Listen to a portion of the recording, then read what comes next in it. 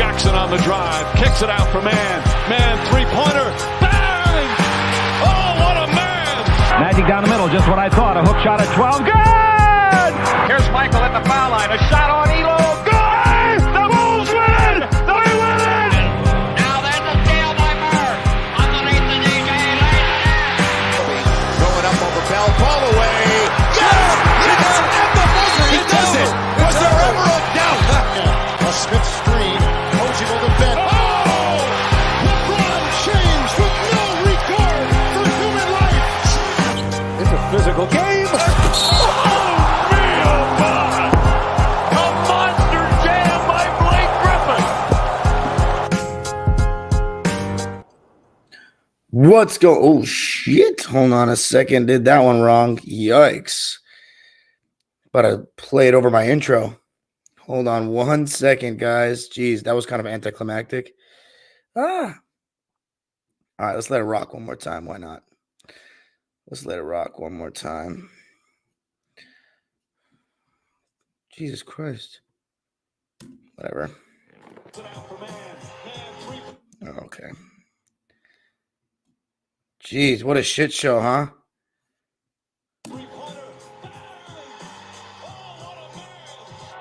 At least it gives everybody time to come in the chat. Looney Tunes taking out Laker players quickly. Oh, my God.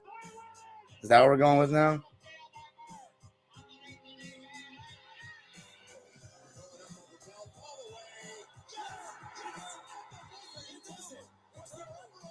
Appreciate that.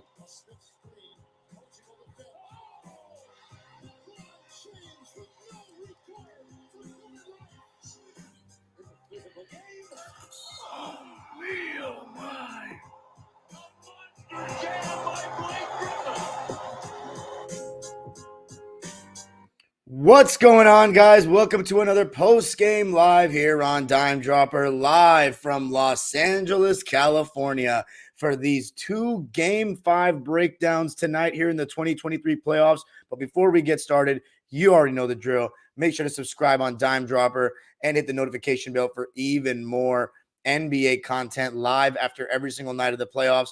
And follow us on social media at Twitter, Instagram, and TikTok at Dime Dropper Pod. But let's get into it. Lakers-Warriors Game 5 on the agenda tonight, followed by the Knicks and the Miami Heat. Fabian Perspect TV will be joining us from New York City late night, doing us a great service to talk about Knicks versus Heat. Both teams staying alive tonight and forcing a Game 6. So, ladies and gentlemen, we got 4 Game 6s in the second round. You gotta love it. Last year, we got Game 6 with the Heat Sixers series. We got a Game 7 with the Suns Mavs series and the Celtics Bucks. And then we got a 6 game. So yeah, we had a 4 Game 6s last year too. So second round continues to be absolutely elite. And let's start with Lakers and Warriors, the main event tonight. Obviously, as I expect, there's going to be a lot less people in the chat tonight because when Laker fans lose, they just seem to cower like little cats with their tails tucked between their legs and just run away. It's very disappointing. Let's just face the music together, Laker fans. You love, celebrating my misery. So it's not even misery time for the Lakers, This was expected tonight. You just knew. I mean, if the Warriors had lost 4-1, what are we saying about them? Like, I understand, as a Laker fan, you want to win every game, but you had to expect the Warriors going to come out with a response, and they did. I turned the TV on. Apologies, Dime Dropper fan, but I turned the TV on, and it was already 17-5. I saw that Draymond Green was getting going early. And what have I always said this playoffs? And I even said it last year, but Draymond Green is the X factor for this Warriors team to me. When he is looking at the basket and dribbling with a purpose, trying to actually look at the rim, it changes the entire threat of this Warriors team. Because look, Draymond's not a very good shooter, but I don't think he's as bad as he makes himself out to be. He's not so bad that he shouldn't even look at the basket some games and fiend passing to Curry and Klay so much. Because, look, they're going to be open. They're so good moving without the ball, and the Warriors' motion offense and screen setting without the ball is so good. But overall, you can't just always force it to them against elite competition. But overall, Warriors threw the first punch.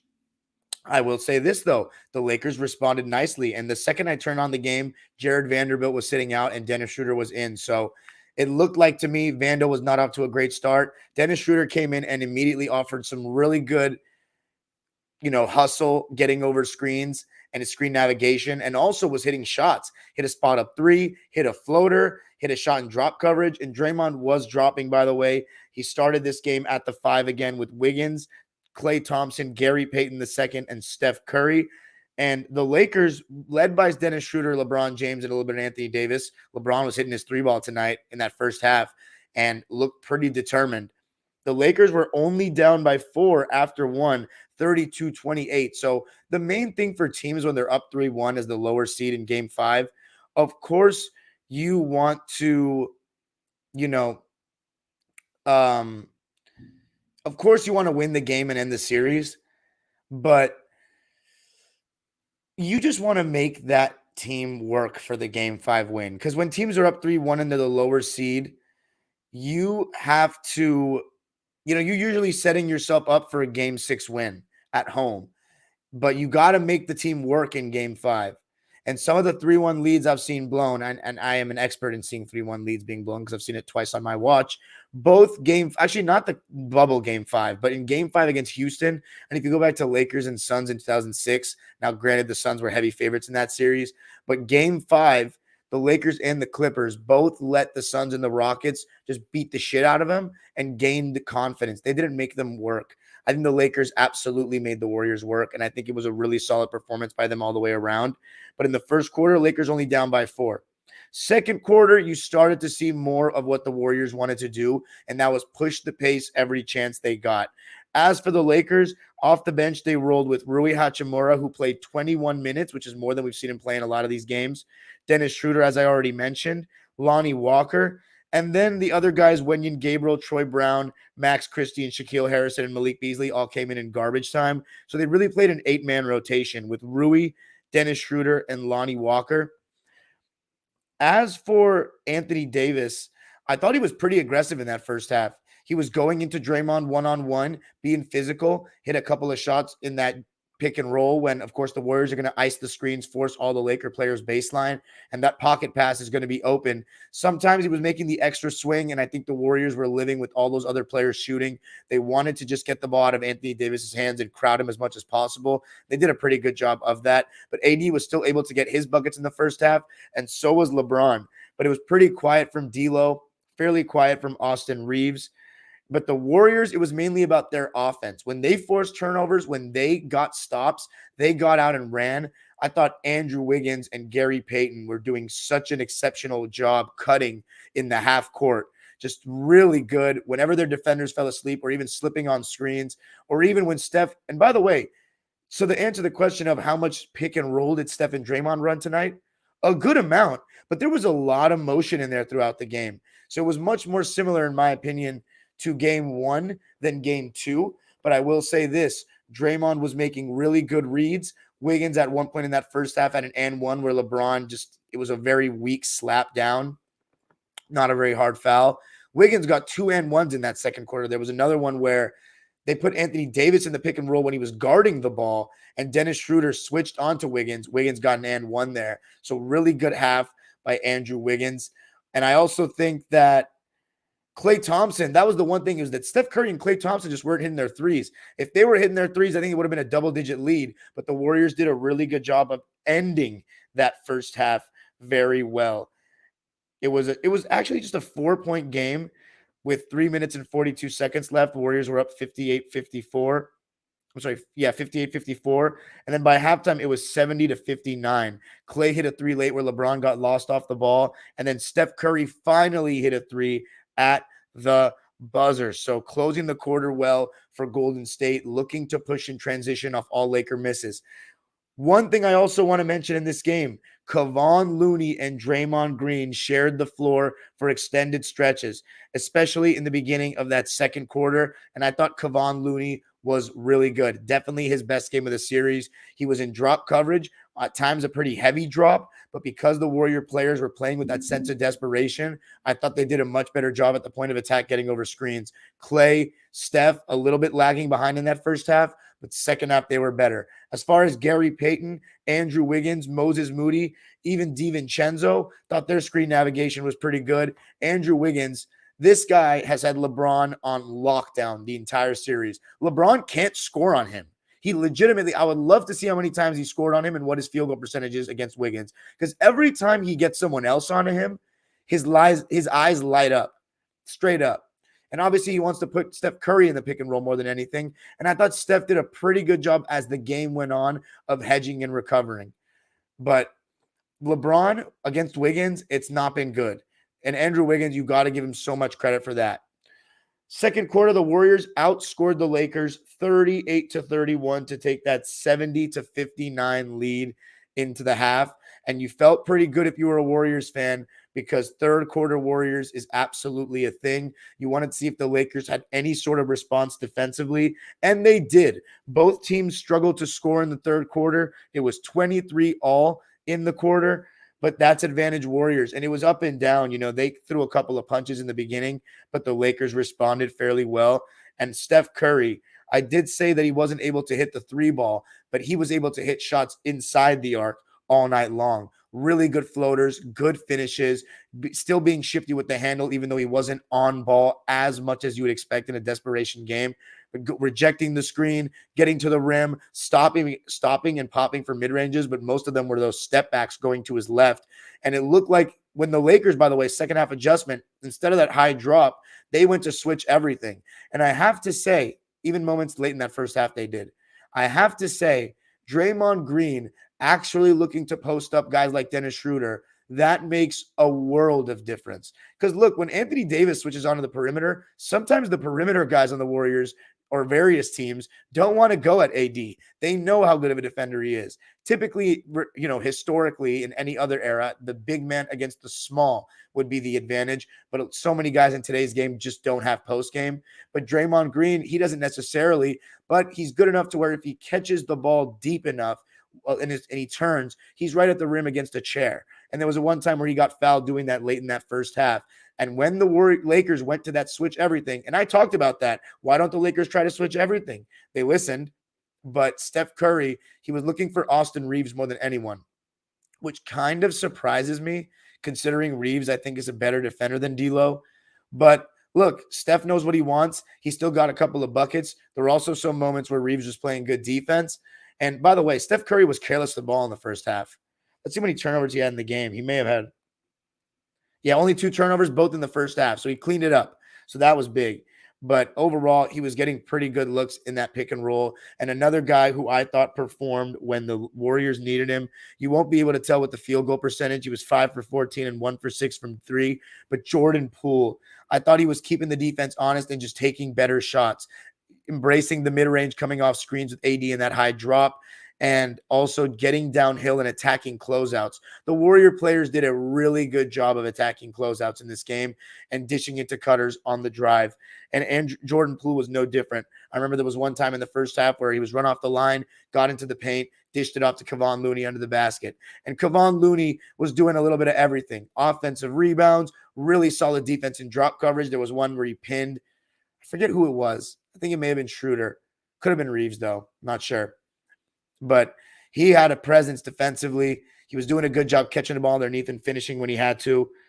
But overall, solid game for him. And another adjustment made by Kerr to play the 2 bigs at once for size purposes. And it ended up working. And the main key to that is Draymond looking at the basket. But in the third quarter, the Lakers, they didn't really get much going themselves. D'Lo shot efficiently, but it just didn't feel like he was as involved. The Warriors, by the way, led by as many as 16 in that third quarter. They were up by a score of 91-75, but the Lakers closed the quarter pretty well and trailed by 11 going into the fourth. And Steph Curry talked about it after the game. The Warriors got a little sloppy there. Again, turned the ball over. DiVincenzo making silly plays like moving screens, and like he makes some really weird turnovers for these Villanova players who have such high basketball IQs. But overall, the Lakers just seem to kind of run out of gas. Anthony Davis, the scare came late in the fourth quarter where he was hit in the face inadvertently, it looked like for me. So a lot of people are saying some nasty things. I don't think Kevon Looney tried to hurt AD, and AD was woozy. And, it sounded like concussion. He said that he was dizzy, had to be helped on a wheelchair. That's very concerning to me. But Chris Haynes reported at the end of the night that he's doing okay. Hopefully he plays in game 6 because that was just suck. You don't want to see the series come down to that because AD is so important for this Laker team. He's been one of the best players in all of the playoffs. But the Warriors did what they needed to. Let me take a look at LeBron James' shot chart in the second half because it just felt like he wasn't able to get shots to go in it. Let's see. 2 for 4 in the third quarter. That's not very many shot attempts. And then 3 attempts in the fourth. I think he missed all his threes. Yeah, he missed his 2. I think he shot 2 threes in the second half and missed them both. But he actually still made a couple of shots, just only shot 7 times in the second half. And with AD out, you definitely got to get more shots up. But the Lakers ended up waving the white flag because the Warriors just ran them out of there. Austin Reeves, D'Lo had some good moments in the fourth quarter where they're starting to hit shots and keep them in it. But overall, the Warriors conceded open threes to certain Laker players. And I wouldn't say they were wide open. They did a good job at the point of attack. So they were able to be out there for a solid contest. I also thought Draymond and Looney just did a really good job being physical. And all Warrior players, especially the front court, Looney, Wiggins, Draymond, such a good job playing defense without fouling. And that's really been the key for the Warriors is to play defense without fouling. Tonight, the Lakers had 17 fouls and the Warriors had 18. So right around there, similar ballpark. 15 free throw attempts for either team. The Warriors made 14 of them. The Lakers made 12 of them. The Warriors win it 121-106. Thought Andrew Wiggins was amazing in the fourth and just overall in the game, getting to the basket and really attacking, finishing strong, finishing through contact, and guarding LeBron James all game long. Another guy, so good on the move, Gary Payton. Screen setting, rolling, attacking with force. I got a big and one on LeBron, and I thought LeBron's defense in the second half was poor. He was not good getting over screens, decent on the ball, but the Warriors didn't go at him one-on-one much. He was just looked tired getting over screens and some really lazy fouls at the rim. So it was just not one of those games like game 4 where he found that burst of defensive energy. It just felt like a game where the Lakers know it's game 6. It's going to be game 6 at home. They're undefeated at home. One game, finish it off. Another guy who didn't have it really going for the Lakers tonight was Lonnie Walker, kind of returned back to earth. 2 for 6 from the field for him and 0 for 2 from 3 in 28 minutes. And he got a good amount of minutes. Darvin Ham put that trust in him. Didn't come through. 4 points, 4 boards. Dennis Schroeder, let me take a look at his shot chart in the second half because it felt like he started missing as well. But like LeBron James, my eye test could be wrong on that one. So that's why it is good to also check the stats. All right, he shot 1 shot in the third, and it was a corner 3, and he made it. And then in the fourth quarter, he was 0 for 3. So I wasn't seeing things there. He did not make shots in the fourth quarter. Still shot 6 for 11 from the field and 2 for 5 from 3. Dennis Schroeder in 29 minutes, 14 points, 4 assists. So that you'll take that from Dennis. Rui Hachimura, 4 points and only 3 shot attempts, made 2 of them in just 21 minutes. So the Lakers and the actual bench players that got rotation minutes with 22 points. The Warriors bench got them, let's see, just 21. So around the same there. Moses Moody, he played 10 minutes and he was big time. 6 points, 4 rebounds on 2 for 3 shooting and 2 for 2 from deep. I really like what Moody's brought to the table. He's been able to hit shots in limited minutes, and they need that. DiVincenzo played 13 minutes, had a donut. It was 0 for 1. He scares me a little bit, man. He can be very shaky with his decisions. Kevon Looney, 20 minutes, 4 points, 8 rebounds, 2 assists, 2 steals, and a block. I thought he was spectacular, even though the plus minus says -7. Pish posh. I think he was really good. 4 points, 8 boards, 2 for 2 in 20 minutes. Jordan Poole stepped up to the plate, knocked down a big 3, was able to get to the rim a couple of times, 11 points and 4 assists on 5 for 14 shooting and 1 for 6 from 3. He'll take 11 points all day.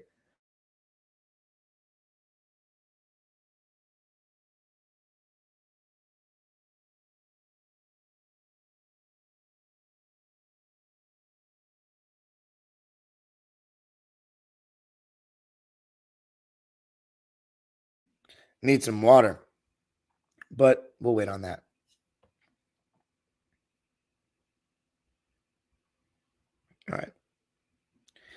As for the Warriors starters, actually, let's do the Lakers starters first.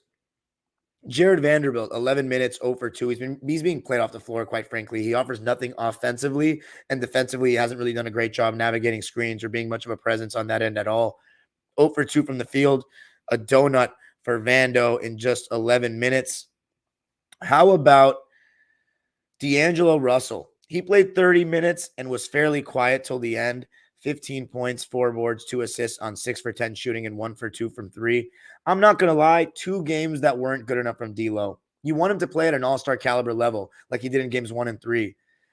He's kind of the X factor to me for the Lakers, and I know that's kind of weird coming off last game where he didn't play that well and they still won. I really think when he plays well, they become much tougher to beat.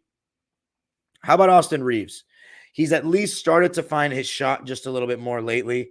15 points, 7 rebounds, 5 assists. He also got a steal, 5 for 12 from the field, and 3 for 6 from 3. So they shoot 50% from 3. You'll take that from Austin Reeves. And then the duo, starting with LeBron James. I thought he was pretty good in the first half, but second half he wasn't great. Only had 8 points, and defensively wasn't very good. 25 points, 9 rebounds, 3 assists, 2 steals, and a block on an efficient, as usual. 9 for 17 from the field, 3 for 7 from 3, and 4 for 4 from the foul line. So one thing you got to love is LeBron James at the free throw line so far in this series. Anthony Davis was playing well before he got hurt, but I will say defensively, his impact was minimized with the Warriors putting him in pick and roll so much and trying to get him to switch on to guards and just take him away from the paint. 23 points, 9 rebounds, 3 assists for AD. No steals and no blocks, though. On 10 for 18 shooting. Again, I like how he didn't shoot any threes. Very efficient night, but 3 for 5 from the line. The only other person to miss a free throw was Wenyen Gabriel in garbage time. So you're going to need better from AD if he plays. You're going to need better from LeBron. And mainly, you're just going to need better transition defense. But I think Game 6 is for the Lakers. I think they've got it. As for the Warriors, so moral of the story, Laker fans, I wouldn't worry about much. I would expect the Lakers to go back into that high drop, and I think the Warrior players are just not going to hit the same amount of shots. The Warriors starters, who all played 27 minutes or more, were amazing. Starting with Gary Payton, whose point of attack defense was good, his cutting was good, his finishing was good. He was attacking the open space in front of him because the Lakers are going to let him shoot all day. 13 points, 6 rebounds. He also got a steal, 4 for 5 from the field, 1 for 2 from 3, and 4 of 5 from the line. He had the highest plus minus of anyone in the game for either team, plus 25. GP2 was massive. It's been a pretty solid substitution for Steve Kerr so far. Draymond Green, who played 30 minutes, was phenomenal. In my opinion, the player of the game. Really good on the roll, really solid passes, great in transition, always keeping a head up, physical around the basket against AD, really good defense in that drop coverage and that ice. And I just thought that his kind of telepathic knowledge of where Steph is on the court is just uncanny. They've got some of the best chemistry of any two players I've seen in my time watching basketball. 20 points, 10 rebounds, 4 assists, 2 steals, and a block on 7 for 11 shooting, 1 for 2 from 3, even hit an open mid-range in the second half, 5 for 5 from the line.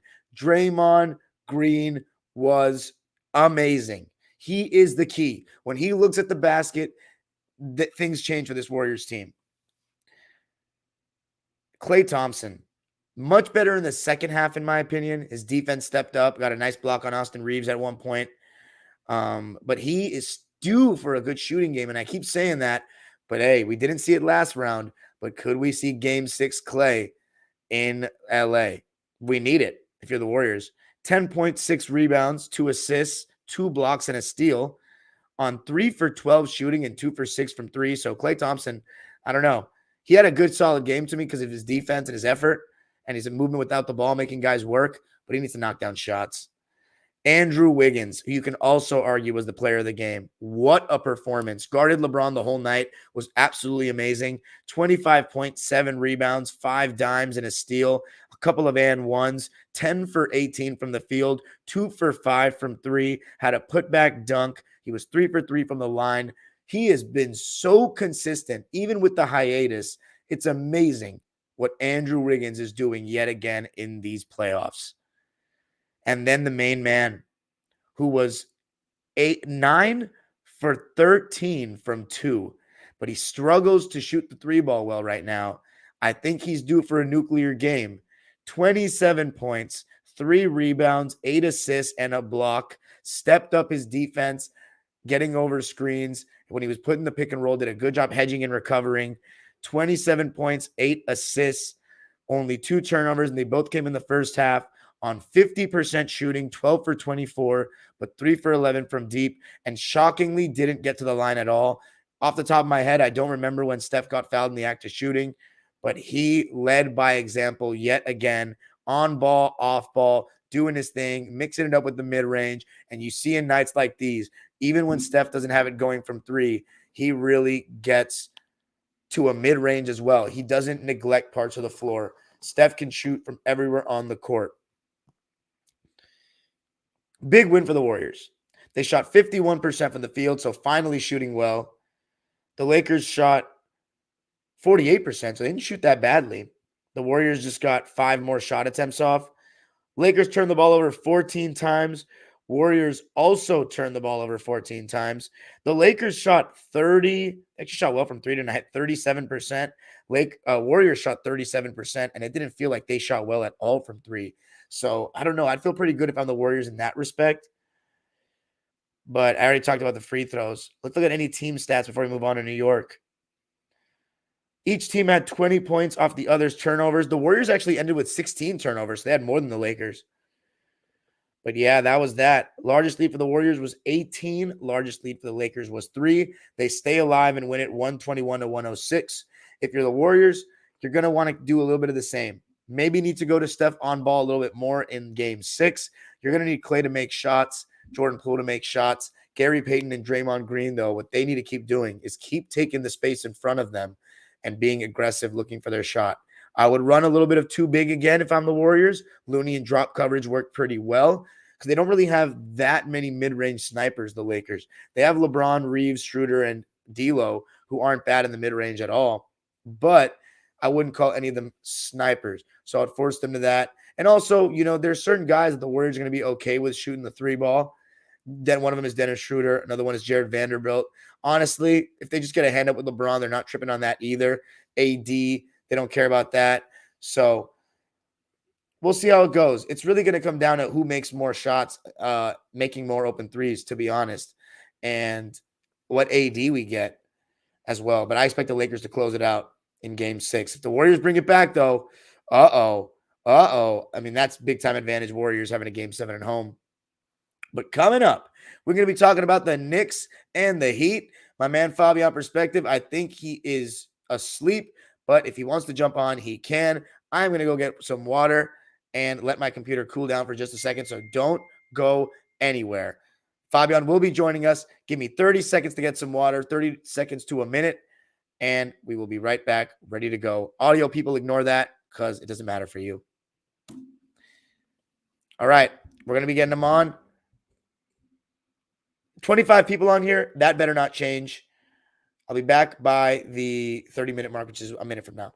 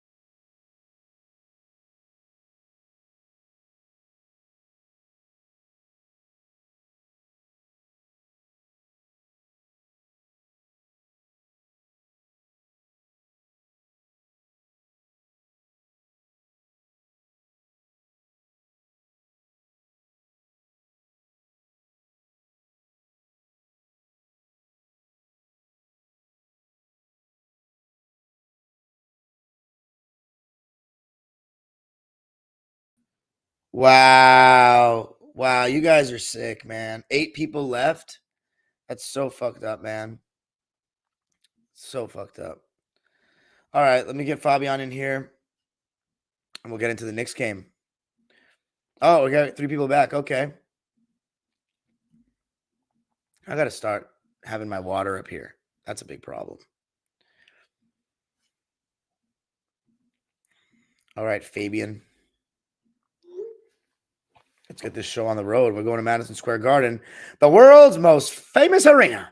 Dun, dun, dun, dun, dun, dun, dun, dun, dun, dun, dun. Let's read the comments for a little bit. Why not? Daniel Berry Sports Highlight says, yo, Lakers suck. Jose C says, Looney Tunes taking out Lakers players quickly. Phoenix Plays Z says, won't be able to stay the entire stream, but it'll probably be a great stream. Also, Miami in 6. Abdul Karim Musanur says, oh my. Daniel Berry Sports Highlight says, AD sucks. Jesus. Miguel Torres says, I'm here, Dime. I expected this L. Good stuff, Miguel. Rockstar Mel says, Laker fan disrespect is crazy coming from a Clipper fan. What you mean? Dude, I'm not going to act like they're better than me at life because they support a better team. I could be a Laker fan tomorrow, but I'm not a bitch. You know what I'm saying? I stay loyal to the soil, and I don't flip-flop because when the going gets tough, the tough don't run away. That's not why I'm built like – I'm not built like that. That's why I don't like some of these players in the NBA that, you know, tuck their tail between their legs and just run away and get the easier situation and stack the fucking deck that you guys love so much. No naming names. Jose C says, it's like the Memphis series all over again. Yeah, it is. Vando has no bag or Jay. If he's not defending, he's not doing anything. Jonathan Asulin says, Lakers are done. Kill myself. You are weird. And joining us now, wait, hold on a second. Let me turn this audio on. You turning that TV off, my brother? That's me? Oh, I'm sorry. Put the volume low. You can keep the TV on, though. I'm sorry, man. I was just talking to Rockstar, man. I was telling him the whole time, yo, you got to lower your damn TV, brother. You're on. Oh, you're talking about on your live? Showtime Nick says, no hiding from me. Hopefully it's Lakers in 6. Hudson Maine says, no worries, Lakers in 6. Ham had AR on Curry, shaking my head. I don't think he did. It was Schroeder on Curry, and then they were hunting him in the pick and roll. Big mistake. Jonathan Asulin says, if AD is out, it's over. Wright says, it's still Lakers in 6. Daniel Berry says, Clippers playing Cancun versus the Bucks in the finals. Ha, ha, ha. Is that your coping mechanism tonight, Daniel? Says, AD sucks, injury prone. Right? Said, disappointed in Shaq, man. The way him and Chuck were laughing like that. Hope AD comes out and dominates game 6. Yeah, that was a little bit interesting. You already know, says Data Davis, going to be out next game. Golden State Warriors going to win again. Trash F Lakers and trash Suns. Garbage, LOL. What the hell is KD doing? Miami trash too if they let Knicks win. Jesus, a lot of separate comments. All right, let's get down to business. Super chats are turned on. Going to jump $1 a dime. I'm contemplating. What do you think I should do if you're me, right? Do you start recording my own separate audio, or do I just take the StreamYard audio from this part and attach it together? Because the thing is, my audio comes out really well on mine, but yours doesn't. You know what I mean? Because I don't have your audio. On StreamYard? No, I have yours on StreamYard. I'm saying I record my separate audio for the podcast people on GarageBand or like Adobe Audition. Oh, how does it come out? Times. Comes out 10 times better because then I don't have to worry about internet connection. Even if my internet lags or fucks up or my computer starts getting hot as a sauna, then I still get the audio from my GarageBand or Adobe. So if the people that listen on audio, they get better audio from me. That we have that in we go to the studio also, but we use the what's that called, the Procaster, and we have to record it physically on the machine. But I didn't know you could do it with GarageBand. I have GarageBand. Yeah. So what do you think I should do? I just take the audio from you? It takes a little bit of time.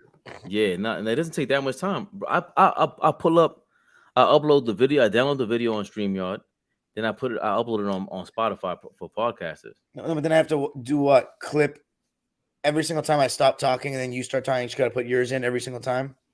What do you mean every time? Like right now? After this is done. You're gonna edit me out? No, I'm not going to edit you out, but you don't, like, if we're using one audio file, yours doesn't sound good on my end. The one I'm recording on GarageBand, you see what I'm saying? Because you're in New York. Oh. So I would have to take the audio file from this recording on StreamYard, and then I would have to, every single time you talk, clip it. It's just tedious for no reason, you know? Oh, got you. I Yeah. think I should So just use the audio from StreamYard. My connection's pretty good yes. right now, right? I'm on Ethernet right now, so Yeah. So I think do it that way. It's whatever's faster, bro. That's what I work with now. Fuck it. We don't have until we get a $1 billion studio set up, which we will, because you guys are gonna help us out. And until then, speed. They want speed. They don't care about the. I mean, it's not that bad. The quality. It's yeah. decent. All right. So let's do it. Ready? Ready, Freddie. Joining us live now Glad from to see New it. York City is Fabian, Perspect TV regular contributor and behind the scenes on Dime Dropper, and most importantly, a Knicks fan that saw his team stay alive tonight with a win at MSG.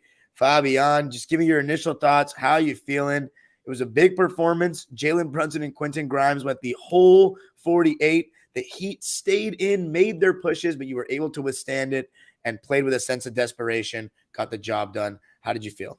Or how do you feel? It was the best win. Like, it was our best game of the series. And Definitely. easily. And we still let up in that fourth quarter. It showed all of our problems, but it was just great to finally win with the Heat swinging and still seeing them do their thing. I saw them starting to complain in the third quarter, but it was just great to win and get over it because we just looked so bad. Even game 2 when we won, it didn't look good, man. It didn't. It really didn't. Well, it didn't start out good in this one either. The Knicks offense looked really clunky in the beginning of the game. The Heat were going to give up Randall shooting open shots and open threes. And I mean, he wasn't hitting shots in the beginning of the game from what I can recall. No, Let's see what he started 1 of 7. Started 1 of 7. Yeah, he wasn't hitting, and the Heat wanted him to shoot all day long. And with two guys that aren't great outside shooters, I mean, Randall, he can get hot from the outside, but when he gets within like 12 feet or in that shot falling away right at the foul line, seems like it goes in with a much higher percentage. When he settles for those deep jumpers, it's just no good. And then obviously Mitchell Robinson isn't an offensive player of any kind of sort. The Knicks only had 14 points in the first quarter. Heat were up 24-14. Grimes was doing a really good job on Jimmy Butler. But what did you think of the way you guys were guarding Jimmy in like pick and rolls? And, he was trying to target Brunson a lot in the pick and roll, but Brunson was doing a pretty good job of hedging and recovering. But how are you feeling in that first quarter down by 10? I didn't feel good because of the way Randall was playing and he was missing those shots. And like you said, defensively we were doing. I don't think Miami plays great on offense, and that's been the problem the whole series is that we don't keep up our end on the offensive end. But they've been creating a lot of good shots though all series though. Miami, I think they've been creating. They're playing us well. Like their strategy is. They play the whole 24-second shot clock. They're making 8 passes, and they know that we're not going to rotate at the end because that Tibbs defense is basically focusing on the paint. So they're doing a lot of drive and kick also. Like they'll drive, right? They'll drive and they just kick it out with the full intent of not even looking for a layup. They'll just know because they know the open shot is coming. So it's smart on their behalf. It's Spoelstra, and they got the right players around them. But I felt good because of. I don't know if Jimmy Butler's ankle was still hurting him. You know what I mean? Like he's playing that way. Like Brunson was playing that way, but is it just, we'll get into that in a second. But 12 straight minutes of Brunson and Grimes stood out. And 1 of 7 from Randall. 12 straight minutes of Brunson and Grimes. I'm pretty sure they played the whole game, bro. They played 48 minutes. All 48. I was going quarter by quarter with you. I don't know. We're going to my bad. That time. How dare you? Hey, this is my bad. Second quarter, you guys won that one 36-23. And I will say this, though. I thought your defensive effort was pretty good. I mean, the guys at the point of attack were doing a good job getting over screens. You weren't giving him any easy switches. A couple of times where RJ Barrett was guarding Jimmy Butler. I don't remember. I don't think it was the first half, but second half, there was one block he had, and you guys scored in transition. I think Brunson hit a 3. That was a huge play. I know that stood out to the crowd. See RJ Barrett get a big block like that. That was in the second half, though, yeah. But you guys put it on in the second quarter, and I thought Jalen Brunson was doing a good job in the in-between game, as he usually does. Was able to knock down a 3 or 2. But RJ Barrett, I thought that not only was he knocking down his outside shot, which you need, but he was able to get to the basket a couple of times and did a really good job attacking closeouts. And you saw Randall start to get a little bit more aggressive, start to hit a couple of shots. The Heat ended the half pretty decently with Bam Adebayo getting a big dunk. But you guys led by 3, 50-47 at the half. What did you think of that second quarter, and how'd you feel at halftime? Well, I think Randall, the key thing that he did was he got to the free throw line. That's the thing for us. We get free throws. We visited the free throw line the fourth amount of times for the season for any NBA team. But I think the biggest key is, once again, it stood out. Randall's on the bench. RJ Barrett's still in the game, and we go on a run. When one of those guys is sitting, it opens up the floor for them, man. Having three lefties on the court, it really does affect their game because they're looking for that spot on the floor. And RJ Barrett, out of both Barrett and Randall, I think Barrett goes to his right more, as much as he does. He definitely does. Yeah, so he just opens the game up, and they play a little bit faster. I don't want to say it's less pressure, but again, 24 minutes of Quentin Grimes and Jalen Brunson. It was shocking because how much time did Josh Hart get? Was he hurt? No, I think you guys are just going a little bit away from him because he hasn't been as good offensively, maybe, in this series. I didn't watch the Tibbs interview, but I want to look it up at least while we're talking, because that was shocking. It was just, I guess he can rotate more. That's the only thing I can think with Grimes. Like, off ball, he's really good because you can one-on-one. You can body him. I can see Kyle Lowry giving him the business, but it's just that we need these guys to rotate. We need the speed because they're gonna, again, like we talked about, they're gonna go from the paint to skate out to the 3-point line. Julius Randle, by the way, you mentioned that stretch where he was out. He sat out from the beginning of the second quarter all the way to the 3:23 mark of that second quarter, and you guys went from down by 10 to when he came back into the game, you guys were up by 2. Right. So that's a 12-point swing right there with Julius Randle on the bench. I thought that what was interesting that I noticed was that Hartenstein and Robinson, at least I remember Hartenstein, he was coming out to hedge the screens with Lowry, like taking away the 3-ball. But with guys like Vincent, Strus, he was backing off a bit in drop coverage. Mm-hmm. So that was interesting just to see that they wanted to take away Lowry's shots. And the reason why I felt pretty good about you guys winning, even at halftime, even though the Heat were right around, the area code, was the Heat's role players finally came down to earth tonight. 30% shooting from 3. That's more like it. Kevin Love, 0 for 7. Gabe Vincent, 0 for 3. Kyle Lowry, 2 for 8. So much more, regression to the mean there in that department. And I also think you guys did a good job of keeping Jimmy Butler quiet. Quentin Grimes is doing a good job denying. You guys were throwing multiple bodies at him. And at this point, you want to make other guys beat you. But second half. Oh, real quick. Go ahead. Quentin Grimes, 3 fouls in the first quarter. I forgot about that. Oh, yeah. I'm sorry, not 3 fouls. Quentin Grimes, Josh Hart. That's why he didn't. That's part of the reason why he played more minutes. Right. Quentin Grimes played more minutes. Third quarter, the Knicks outscored the Heat 34-27. I thought the energy was big time. RJ Barrett getting to the rim. Jalen Brunson, big shot after big shot. Quentin Grimes' defense was really solid. Jimmy Butler wasn't going nuclear. The other guys finally started missing. And what were your thoughts? You guys really started to create a little bit of separation there, and then led by 10 going into the fourth. Julius Randle hit that 3-point shot to finish the half. Also, I don't know if we said that. No, we didn't. He hit that. And that was big for his confidence because he playing much better in that second half. Right, that step back 3-pointer, and he got hit in the eye in the second quarter, if I'm not mistaken. Yes, and I think that does something to you. It does something to a player, and he's a machine. He doesn't realize he doesn't play like when he doesn't play like it hurts. And I think we all played basketball before, and if you don't play soft, when you get hit, sometimes that wakes you up. Yeah, like getting hit in the chest or getting anyway, you needed that jolt, and they played better together in the third quarter. RJ Barrett and Julius Randle. I will say that because they played all 12 minutes together. They both scored 12 points each. They were going crazy. Jalen Brunson had 10 points in the third quarter. So they had all the points, all 32 points. They scored it. And they needed to because we're going to see at the end of the game, third. They had 34 points in the third. I see 32 here. Oh, okay. So then I'm sorry, 34. But they had all 34 points between our big three, and they needed to because the bench. The last I saw, the Miami Heat bench outscored the Knicks. The Knicks bench 42-6. That was in the whole game? Yes. Wow. Yes. So it was a big night for the starters.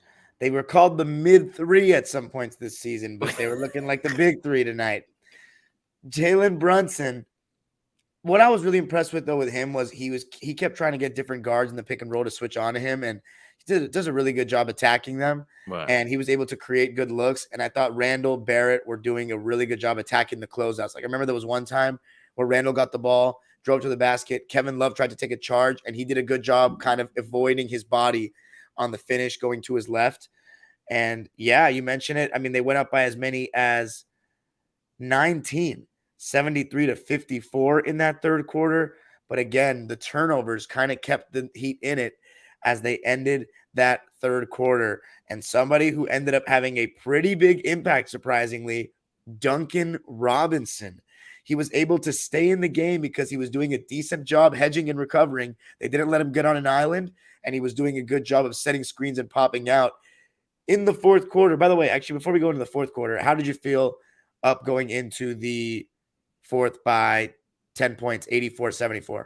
No, that felt really good. I mean, that turnaround, we were going insane. We were on a live on All Ball TV live, and we were going back and forth. We had different topics. We were talking about, arguing about whether are the Dallas Mavericks, the 2011 Dallas Mavericks, are they the worst team out of all the championship teams in the last 20 years? No. But that's what we were arguing about. Zach, and shout out to Zach and Beloved, they were saying that. I'm just like, so I'm caught up in that while trying to watch the game and then going up 10, kind of feeling like you're coasting. And we know that Miami has a run in them. They do have, I want to say, killer instinct. Jimmy Butler, these guys have maybe not championship DNA, the head coach does, but that's just Jimmy Butler's like the boogeyman now, man. So were you afraid? I was going to ask, are you afraid of Jimmy here? Of course. Yeah. Of course. He played decoy in game one. Like, we really should be up 3-2. That's what I'm really upset about. Which game do you think you should have won? The first game? One. Yeah. There's no way we were up crazy by halftime, and there's no way Jimmy Butler plays decoy for 5 minutes in the fourth quarter. Well, you know, one thing I've sensed, and I've been saying it since game one, and I've honestly not said it enough because I don't want to be, a dick, but 10 years ago, second round against Indiana, series starts at Sunday at MSG, day game, lose. Win the next game, lose the 2 in Indiana, win game 5, and then the series ends in game 6 in Indiana. It's looking like the same thing this year. I think I gave that team more of a chance personally, just because you had peak Melo. But this team, I don't know. You still have a chance, but I just see Jimmy closing this thing out. But actually, before we get into the game 6, let's finish off with the fourth quarter. Right. The Heat were sticking around. They kept going to this double drag action with Robinson and Bam. Usually you see the guy that sets the first screen pop out, but Robinson was setting the second screen and popping out, and he was getting a lot of good looks, and it would take a closeout from you guys. Some very suspect closeouts, I might add. I know your plan was, I think, to run him off the line, but I think RJ and Randall, sometimes their closeouts can be suspect. But Robinson was hitting him with pump fakes, sidestepping for threes. Did you get nervous at all in that fourth quarter? I want to see what they got it down to, because you guys were turning the ball over and keeping him in the game. It got down to 4. It got down to, well, Kyle Lowry made a 3, make it 88-92 with 8 minutes to go. And then at one point they got it. Yeah, you're right. They got it down to 2. 101 to 103 with 2:37 left. Yeah. Why do you think you got them back in the game? And what started working well for Miami there? It's that lack of guard play. You have to rely on Jalen Brunson to create a lot in the half court, man. Because Randall's not reliable with good offense in the half court, and RJ, he's more of like a play finisher and like a catch it when the ball is swinging and attack closeouts guy than like a play initiator. Right, but I think Brunson has to do a better job of seeing the double team coming, and he did a better with that actually. Especially in third or fourth quarter, he would jab step. In the fourth quarter, in those last 2 minutes, he would jab step, see the double team coming, and come back and make the double team drive back. So Brunson was seeing that in terms of court vision as a scorer. Mhm. So, but as far as court vision of getting your team involved, the first 2 quarters he was really good with that, and the fourth, I think we gotta give Tibbs his credit today. Subbing out Mitchell Robinson and bringing out Hartenstein on the offensive end when we had a chance on a break. Before you get into that, I just wanted to remind everybody, because we forgot about it. Eric Spoelstra went to Hacka Mitch tonight. Yeah. And he shot 4 free throws and actually made 3 of them. I think it was a 7-point game. And by the end of those 4 free throws, it was still a 7-point game. So credit to Mitchell Robinson for hitting 3 out of those 4. That was pretty big. Didn't allow the Heat to get too much momentum there. And then Isaiah Hartenstein came in and it got a couple of big offensive rebounds. None bigger than when the Knicks were up by 2, 103-101. Shot clock winding down. And you got to give all the credit in the world to RJ Barrett here. He went to the basket on Vincent, drew a second defender. Jimmy Butler honestly didn't need to help. He unnecessarily went for the block. And Isaiah Hartenstein put back dunk to put the Knicks up 4. Duncan Robinson then missed a 3, and Jimmy got a loose ball foul. RJ made 2 free throws out of 2. Did you think you had the game right there when you're up 6, 107-101? No, I never do, because and a great thing that you pointed out the whole thing with Mitchell Robinson, because that's the first thing I asked is, do you bench Mitchell Robinson now because they're gonna hack him? And we were saying, yeah, stick to your guns. But I like Hartenstein on rotations. And I just think he's a high IQ guy, and he can actually move faster than Mitchell Robinson. It's just tough having it out. And then just to answer the question with that, do I feel nervous all the time? Because, like I told you before, who else can handle the ball besides Brunson that you have confidence in?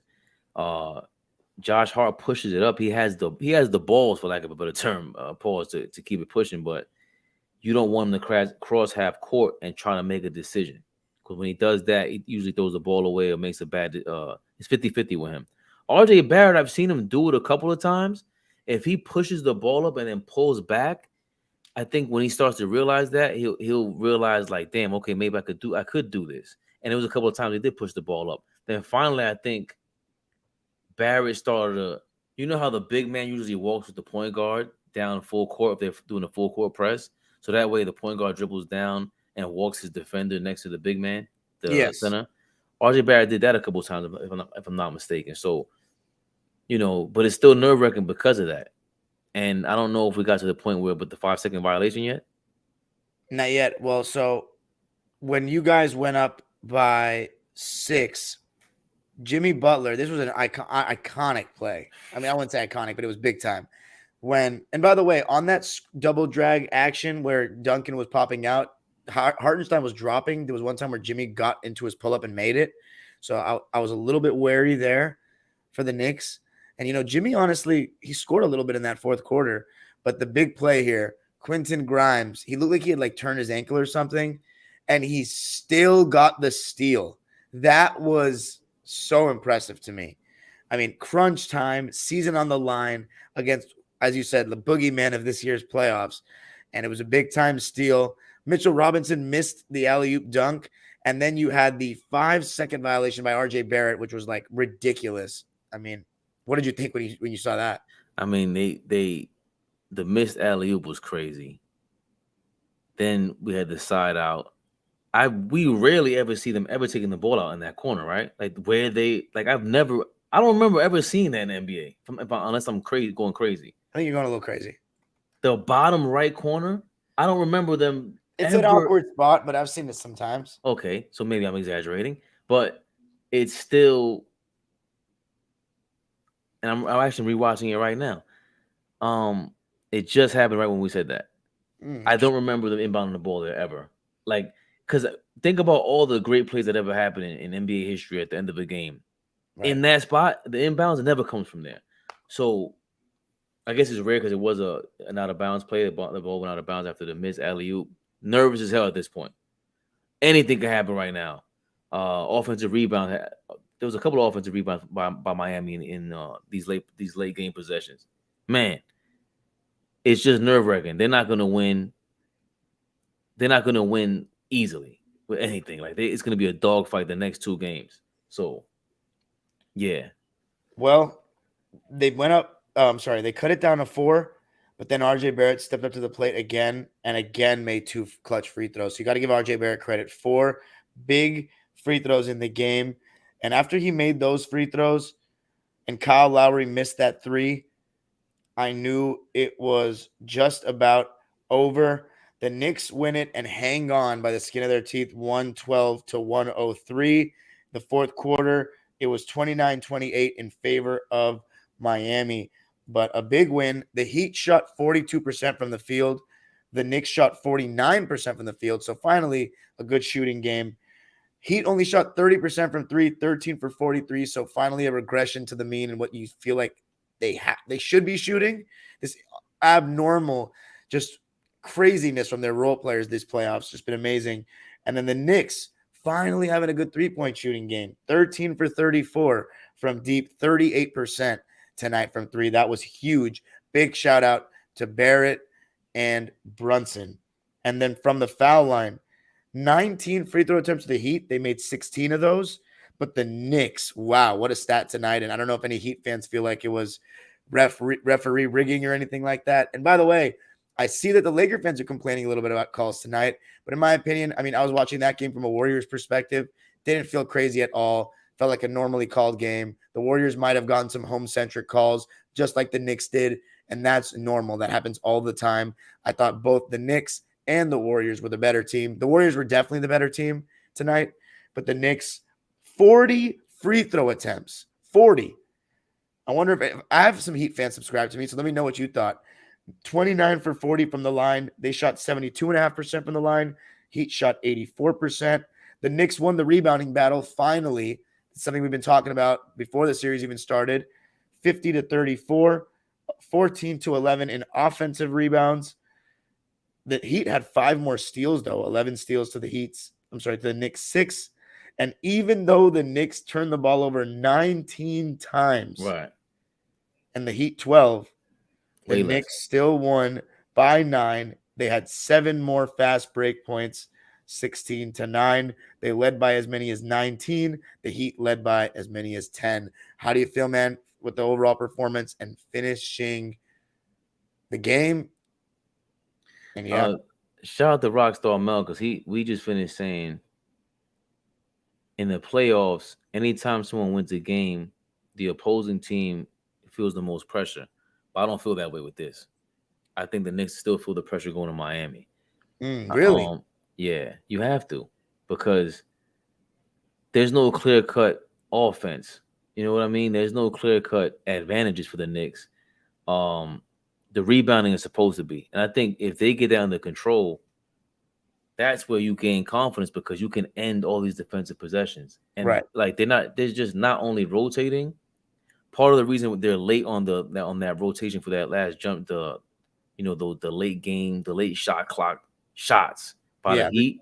Yeah, when they swing the ball really well. Right. So the late rotation, the late help on the rotations are leading to these bad defensive rebound efforts.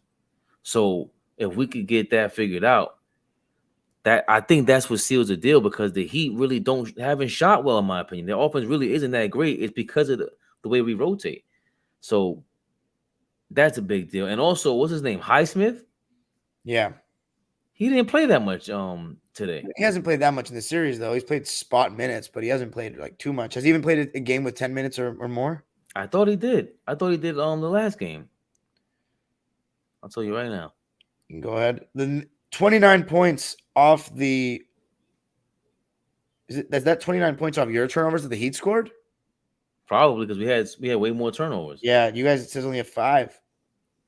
And of course the crazy part was what you just mentioned, the turnovers. The turnovers were crazy. That's crazy. You won a playoff game with 19 turnovers. That's the only reason why it was close, honestly, because it felt like you guys played better.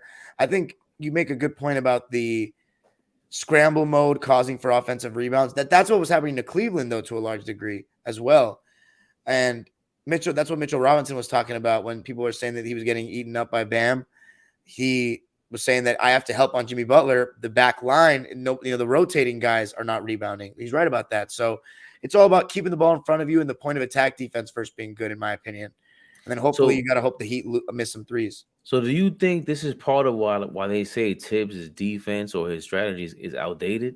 No. Well, so then it's the wrong personnel why play this style if you're going to be late? Unless, they're clogged. That's what they're doing. They're going towards the paint. I mean, I see Julius Randle missing out on his assignments. A lot of guys for some reason they just don't. I don't get it. They're more focused on the paint. Well, remember Jimmy Butler. He torched up the Bucks drop coverage too. So you guys have guys a little bit. I had to pay more attention to the Jimmy Butler screen and rolls, but you send your big man out to the perimeter a couple of times because I think what you want to do is make them swing the ball and make other guys beat you. I think that's primarily what you want. But the other guys have been making shots. Tonight they didn't make shots. Yeah, and I think they just have to play more one-on-one. Well, that's causes for more. So you want to switch a lot more if you want to let them play one-on-one. But Jimmy Butler against certain guys, like he'll cook you. That shows you the brilliance of having to guard Jimmy Butler and to today's spacing so fucking hard. But let's read some of the lines for the Heat. Haywood Highsmith, only 3 minutes, a donut, not even a shot attempt. Cody Zeller played 9 minutes. I noticed that he was hedging the screens, and that's when the Knicks got some good looks too. When he was coming out, they were getting the ball, moving it, attacking closeouts. Zeller, 9 minutes, 2 for 3 from the field. But he was actually a +2, 5 points. And then 16 minutes only for Kevin Love. 4 points, 5 rebounds. Didn't get any of the Wes Unseld outlet pass showing. 16 minutes of play, 2 for 10 from the field, and 0 for 7 from deep. So 20% and 0 from 3. He'll take that all day. Finally, Kevin Love looking more like washed Kevin Love that LA Broadus wanted out of Cleveland. And then we have Duncan Robinson. What a solid performance from him. 22 minutes played, 17 points, 6 for 13 from the field, and 5 for 10 from 3 to go along with 2 steals. The fact that he held his own defensively is why he stayed in the game. You're shaking your head. This is Duncan Robinson, bro. Duncan Robinson usually, but today was Duncan. He got the D back. Like how? That's the part that it kills me. Even Kevin Love, 16. It drives me crazy, bro. Gabe Vincent has had 3 really poor shooting games in a row. 1 for 8 in game 4. I'm sorry, in game 3. 1 for 7 in game 4. 3 for 10 in game 5.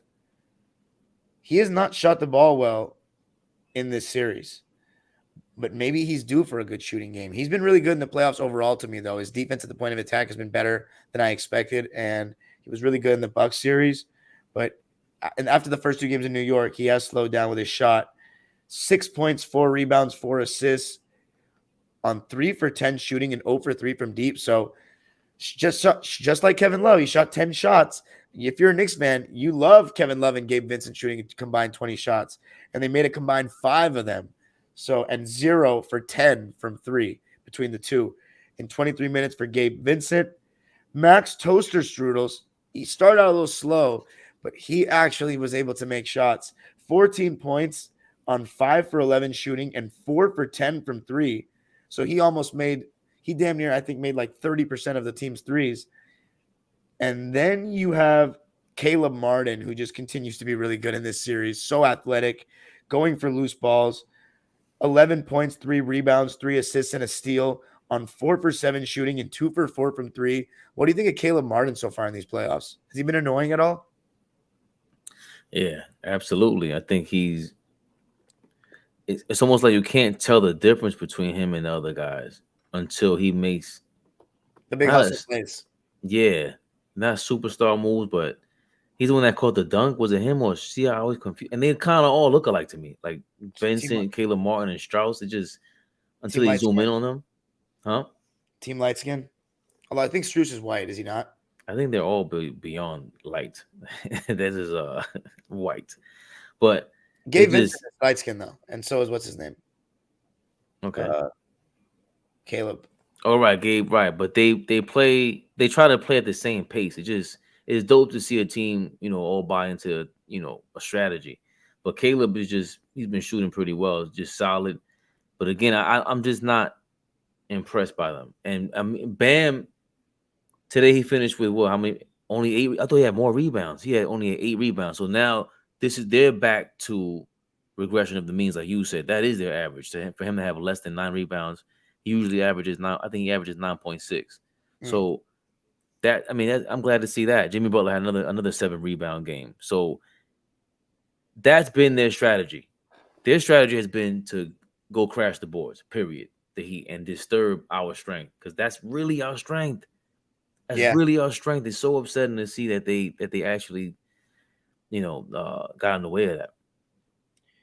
Kyle Lowry finally cooled down a bit. 9 points, 5 assists, 3 for 11 from the field, and just 25% from 3, 2 for 8 from deep, 2 turnovers as well. So finally, Kyle Lowry cooled down. Then the stars, Bam Adebayo, 18 points, 8 rebounds, 2 assists, 5 fouls, a steal and a block, but just 7 for 11 from the field, 4 for 4 from the line, though. But if you're a Heat fan, if he's shooting that well, you want to see him be more aggressive. You do. And then Jimmy Butler, a very mellow night for him so far in these playoffs. Credit Quentin Grimes. 19 points, 7 rebounds, 9 assists, almost a triple-double, 4 steals and 2 blocks. You got to love the way Jimmy's playing defense, especially help defense in these playoffs. 5 for 12 from the field, no 3-point attempts, 9 for 11 from the line in 43 minutes. You got to love the way you defended Jimmy tonight. 1 turnover. Again, I think that ankle was really messing with him. I think was he 9 of 20 the other day? He shot really well the other day, picked his spots really well. Like you said, the Jimmy. I didn't realize that Quentin Grimes was on him. 9 for 17 in game 4. Game 4. What about game 3 was 9 for 21. 9 for 21. That's still decent for someone who's with an injured ankle. Yeah. He's just picking his spots. But the one thing that always stands out, or that did stand out for me with Jimmy Butler, was a game 1 or when he came back in game 3, and the way he takes it personal. People guard him. He was talking trash to Drew Holiday the last round, and with Josh Hart, he spoke to him just one time. I could see him talking real legit trash to him. But you could see Josh Hart was bodying him in the first possession that they went locked in, and Jimmy Butler missed the jump hook, but he hasn't missed a jump hook since on Josh Hart in the paint. If you watch that, he just measures it really well, as he measured it from that one time that he missed. It feels like, and he's just robotic with it. So, if we could get other just different looks. But the Quentin Grimes thing, again, it might be the speed that works against him. He's a little strong. He's bothersome. Yeah, he's a little strong for his size. He doesn't look like Josh Hart looks strong or stronger, but Grimes is just that steal at the end of the game. Also, it was you just got to play tough. You got to play Jimmy Butler just smart, give him different looks, man, and just also the way that they respect the Knicks. Like, I don't hear Jimmy Butler going too crazy with them. And Spoelstra, like they sound like they respect the Knicks, Gotta love that. Deuce McBride, only a minute played, a donut. Josh Hart, 9 minutes, as you said, got into foul trouble, was 1 for 2 from the field, with just 2 points in the game. Finished with 4 fouls. So yeah, it was not a bench night for the Knicks. You had a total of 8 points off the bench to 41 for the Heat. Obi Toppin played 12 minutes, 2.6 boards on 1 for 3 shooting, 0 for 2 from deep. So fairly quiet for him, but I don't think he played bad minutes in the first half. He was a +9 in that no Randall stretch. Isaiah Hartenstein, 22 minutes, only 1 shot attempt. It was the putback dunk, 4 points, 6 rebounds, a steal and a block. Thought he was pretty solid in his minutes. And then, go ahead. You got anything on Isaiah? No, I was going to ask you a hypothetical. Oh, okay. Let me finish the lines then. Mm-hmm. How about Mitchell Robinson? I thought it was a much more Mitchell Robinson-like game for him. More intimidation at the rim, 5 offensive rebounds. That's absolutely huge. Almost a double-double. 8 points, 11 boards, 2 assists, 2 steals, 2 for 5 from the field, and 4 for 8 from the line, which obviously isn't great. But how did it feel to see a much better Mitchell Robinson?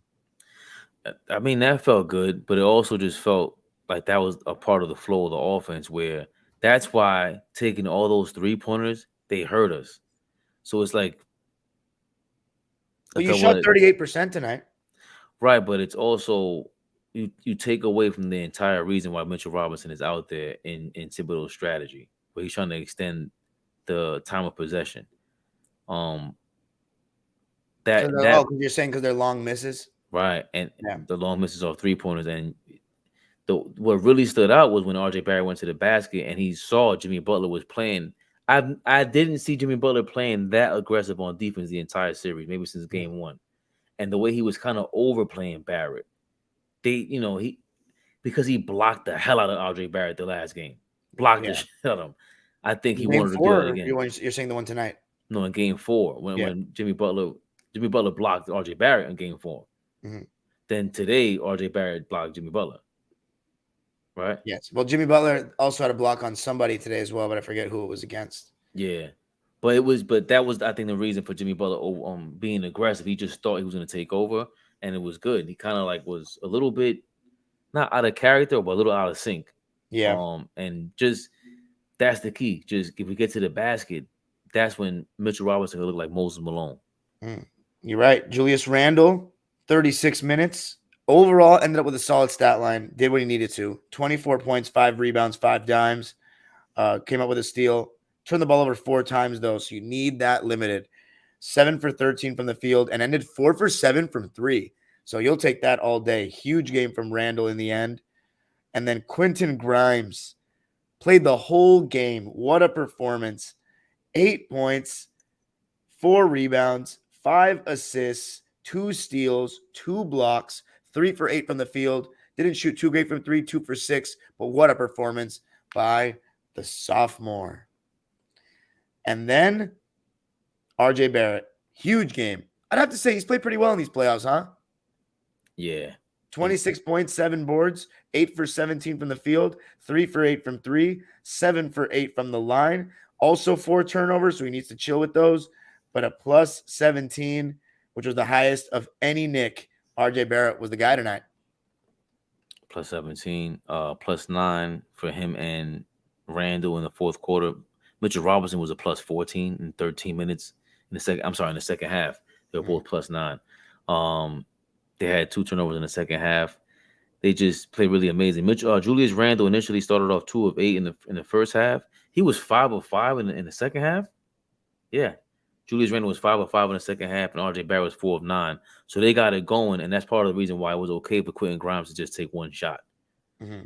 He took one shot and scored no points in the second half. Mainly he was getting, I guess, tired running around on defense. Mm-hmm. But it was do we expect to see Jalen Brunson with another 38-point game next game? You could. You never know. We have to.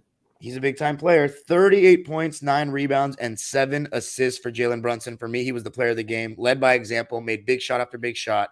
12 for 22 from the field, 4 for 10 from 3, 10 for 12 from the line.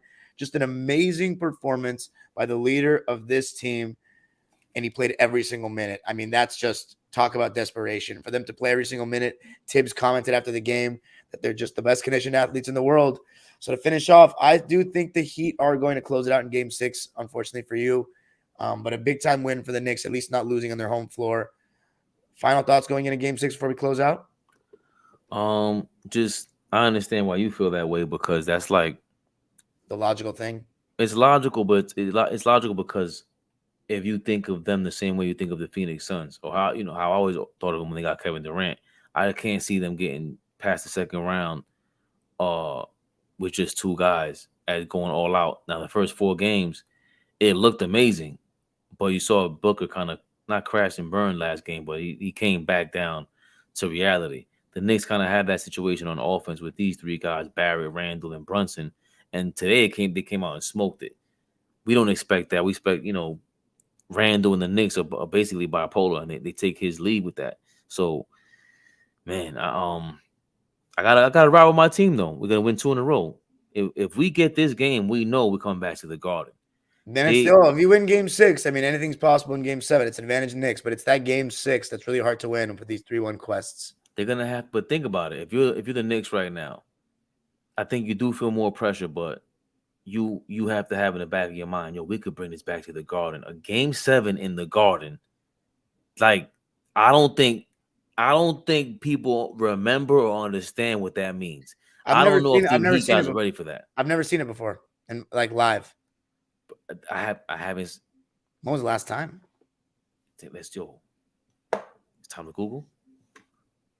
Yeah, and so while he Googles, we'll close it out at that. Thank you guys so much for joining me. Let me know what you thought of the episode. You can follow me on social media, Twitter, Instagram, TikTok at Dime Dropper Pod. Fabian, let the good folks know where they can find you as you search it up. All Ball TV YouTube channel, All Ball TV on Twitter, All Ball Fabian on Instagram. Hit us up. Jump on our YouTube. Dom always blesses us with his content and his intelligence. Thank you, man. I'm a little tired right now. It's 4 a.m. in New York. I wish I could give you the Fabian that I want to give you, but I'm here, baby. There we go. Peace out, everyone. Please comment on the video your thoughts on both series. Peace. Well, actually, honestly,